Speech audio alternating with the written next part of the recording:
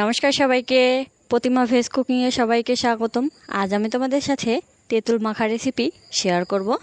এখানে আমি 4 গুলি তেঁতুল নিয়েছি, আর তেঁতুলগুলো একদম পরিষ্কার, কোনো প্রকার ময়লা নেই। এই তেঁতুলটা এবার মাখিয়ে নেব। প্রথমে একটা প্লেট নিয়েছি, সেই প্লেটে এবার কাঁচামরিচ দিয়ে দেব। ঝালটা তোমরা তোমাদের পছন্দ অনুযায়ী দেবে। এখানে তোমরা কাঁচামরিচের পরিবর্তে শুকনো মরিচও দিতে পারো। এবার দিয়ে দেব অল্প করে একটু বিট লবণ। সেই বিট লবণ দিয়ে মরিচটা আগে ভালো করে ডলে নেব।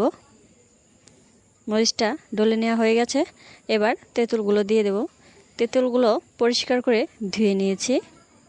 এবার তেঁতুলগুলো মাখিয়ে নেব। অল্প অল্প জল দিয়ে তেঁতুলটা মেখে নেব, এতে করে তেঁতুলটা নরম হবে।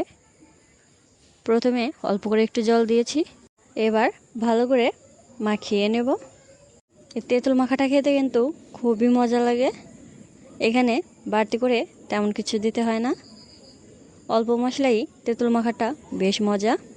আমি আরও একটু জল দিয়ে তেঁতুলটা আরও নরম করে মেখে নিলাম। এবার দিয়ে দেব লেবু পাতা। এই তেঁতুল মাখাটা করতে কিন্তু লেবু পাতাটাই একদম প্রথম উপকরণ।